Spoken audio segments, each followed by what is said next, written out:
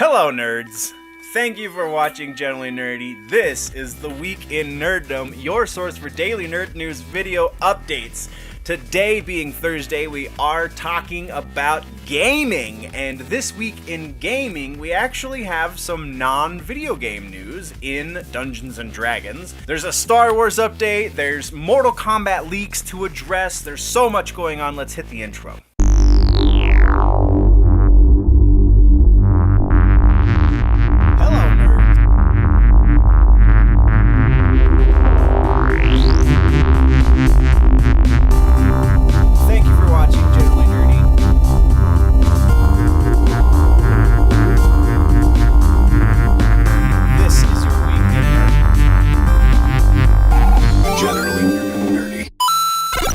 Continuing with the conference call that we talked about yesterday in movies, Bob Iger also was talking about gaming, and the gaming division, they're not going to start making games in-house. They're going to continue to license them out. First day with the new lips.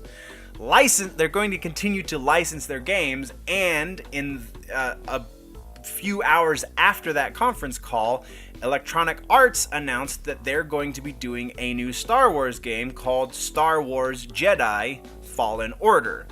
The story, and I'm reading this, the story is going to be based in a third-person action-adventure game that will be canon with the main Star Wars universe. So much like they did back in the 64 era when we got, I can't even remember the name of that game now, but it was where you were flying the Millennium Falcon, or a Millennium Falcon-like ship. That was canon. That was other adventures with whoever the main character was. Again, my memory fails me at the moment. But much like that happened and was canon, this also is going to be canon. And also, much like Force Unleashed, which I'm fairly certain was still canon up until Disney bought the Lucasfilm, this is going to impact the greater universe at large. If that means opening up for potential other properties to do the same, that's awesome. If it's just going to be a one-off, that's kind of less awesome, but still pretty awesome. Either way, I dig it, and we're moving on. Next is a Nintendo update. The Nintendo Direct just happened a couple days ago, and we got a really interesting Final Fantasy update. It has already been known that Final Fantasy, Square specifically, was going to start bringing Final Fantasy games over to the Switch. Well, with this Nintendo Direct, we got which games are going to start that migration. Final Fantasy VII, 9, 10, 10-2, and 12 are going to be the main games that are coming over, and also Chocobo's Mystery Dungeon, which I never played. I actually only passively played most of the main story game. Well, main story. It's not the same. You know.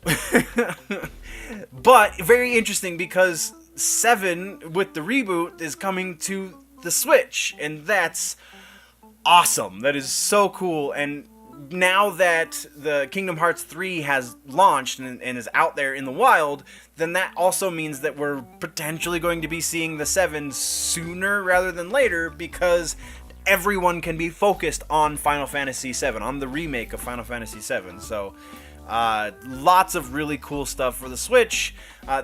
You can go watch, I'll link to it down in the description, the Nintendo Direct, so you can see all of the other greatness that was announced. I just wanted to mention that because that's huge. That's huge. Next up, we have that Dungeons & Dragons thing that I mentioned in the intro.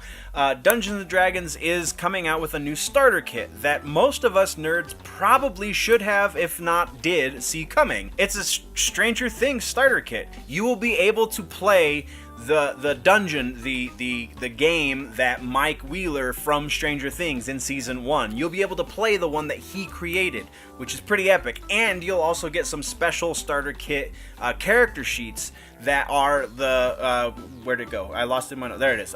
Will the Wise, Dustin the Dwarf, all of their characters from that first season, they created full character sheets for those characters.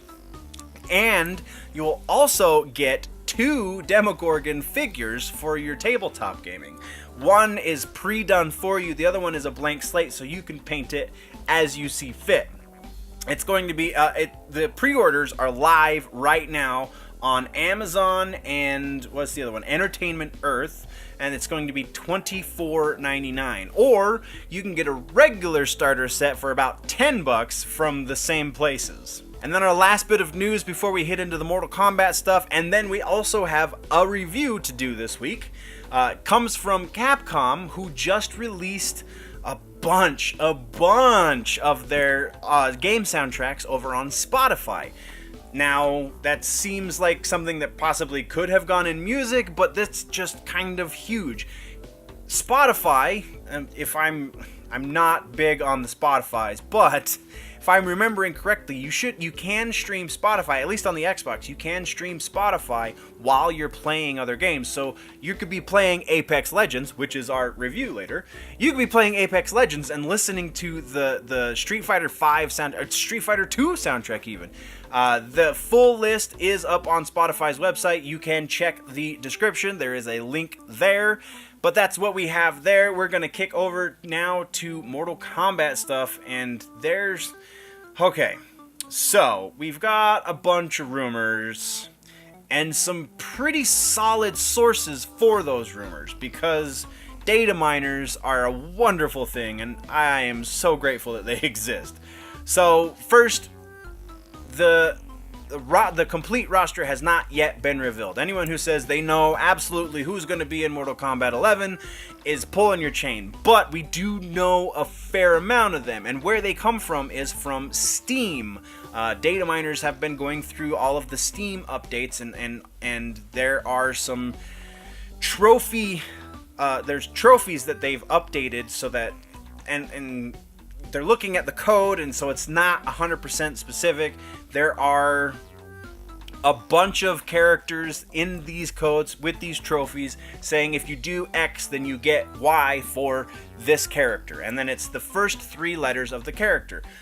So that's where a lot of these are coming from. But before we touch into those specifics, let's just start from the beginning, and we'll go through all of the characters that we know are going to be in the game. So the absolutely known ones so far, we have Scorpion, Sub-Zero, obviously, Shao Kahn, because he's the downloadable, the first DLC.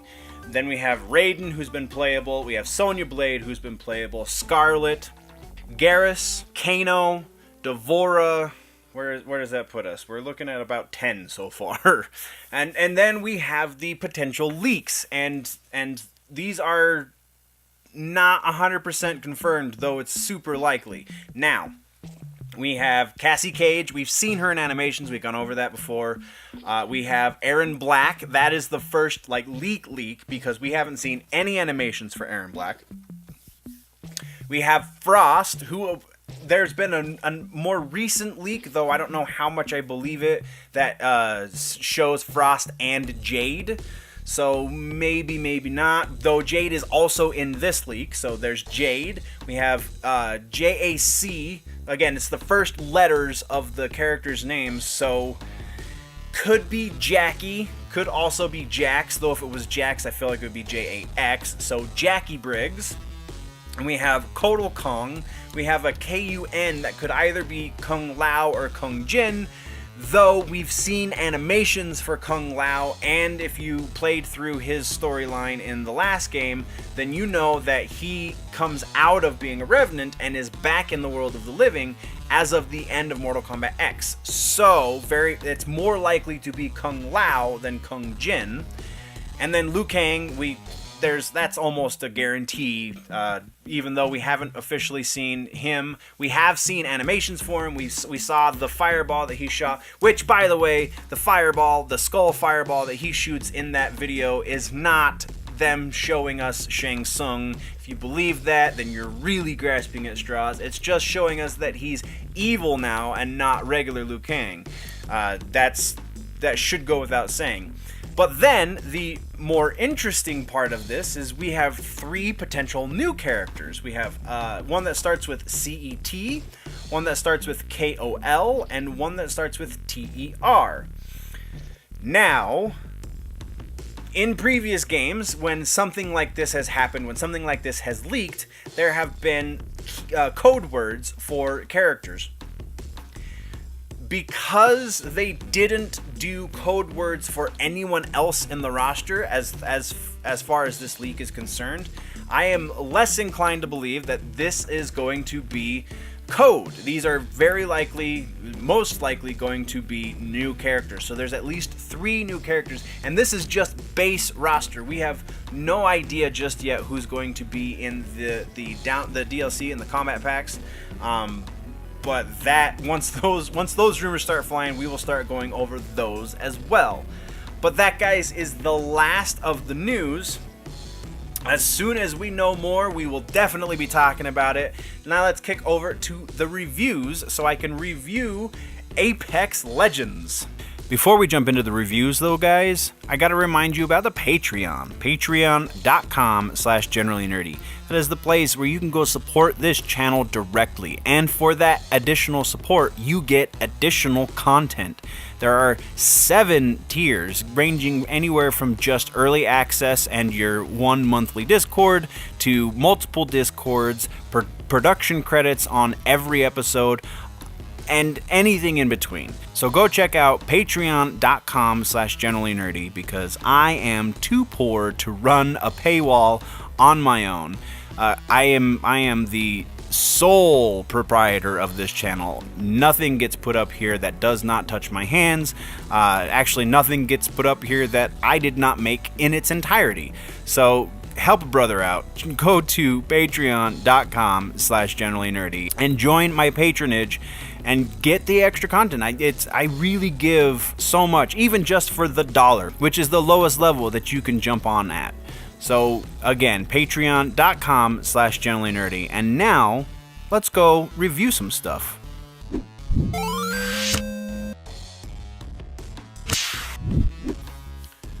So, if you've been living under a rock, then you don't know, and you should know that Apex Legends came out last week.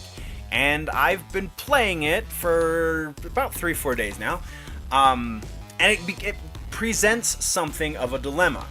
Well, a couple of dilemmas, actually, but the first one being, when you're doing a review for a free game, that kind of sets things up very strange, because any issue, any sort of quibble you may have with the game is undercut by the fact that it's free. So, yeah, it might be missing something, but I didn't pay for it, so I shouldn't really care. But then, when you get a game like this, you run into a different issue in that, what if you have no quibbles? Yes, there are. This is not a perfect game, but it's really close. And the fact that it's free kind of is irrelevant to that fact. So, just starting at the top and working your way down. The other weird dilemma that I had was I had to change the rubric slightly, because there's no story involved with this. It's just a battle royale game. Yeah, there's kind of sort of backstory to the characters, but really it's just like 3 lines of text. There's no depth to that, so that doesn't really factor into this review. So what I had to do was I took playability and I split it into 2 categories. Playability has become control and gameplay, and we'll get into the difference between the 2 of them once we get to those scores. But just generally speaking about the game, there's really so much great going on here. This is, now, I know I've said it at least once in an episode, but I'm going to say it again. Fortnite is probably the most overhyped game out right now, and probably the most overhyped game that we've seen in a long damn time. It's not that deep, it's not that great, and it's actually super lopsided for anyone who's playing the free-to-play version of Fortnite, because, at least as far as I know, because I've never paid to play Fortnite, as far as I know, if you purchase the game, then you can create gear loadout for your character.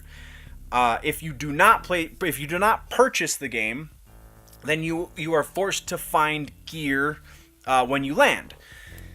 This game, there is no option to purchase the game. There is no paying for an advantage over people who are paying the free-to-play version, because everything is free-to-play. The only things that you pay for are strictly cosmetic. I have not seen anything that increases any sort of stats, anything that gives anyone a leg up at all, which is brilliant. And like the game looks really good, and it's adding elements not only to the battle royale style games, but also to FPS style games.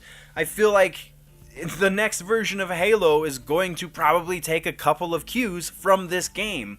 The next version of almost any FPS is going to take a couple of cues from this game. One of the things that it does very, very well that I haven't seen in other games, the use of the ping and request mechanic that they've implemented. This mechanic makes this game, you don't need a microphone. Yeah, a microphone helps, absolutely, but it's not necessary in order to play the game well, because the ping system is pretty in-depth. There is a couple of issues with it, in that if you don't already have an item, say as soon as you land and you need a weapon, you are part of a group, there are 3 of you and your 2 teammates find weapons before you, you can't request a weapon. You can't say, hey, I don't have a weapon, unless you have a microphone and be like, yo guys, and then you can say whatever you want. So that kind of sucks. And also, if you need health and you don't have, let's say you don't have a med kit or any syringes or anything, you can't request those things because they're not in your inventory for you to click your R1 or right bumper. So that's a little bit of an issue there. I honestly feel like we can jump into the scores and then I can finish gushing and going over my nitpicks, because it's really, really close to a perfect game. So general score for this game, we're looking at a 95. There are a couple of things I wish were a little bit different, maybe potentially even more in depth, like the roster. This is a much better take on the way to do a roster than any other battle royale I have seen, but because of the way that they set it up, I feel like the 2 characters that you can play as, that you have to purchase to some extent, you can earn them as well. It is entirely possible. It's not out of the realm of feasibility even, because they're not that expensive through in-game currency that you earn, rather than paying for in-game currency. So those 2 characters are kind of a play on 2 of the other free characters. I feel like there could be a play on every single one of those free characters.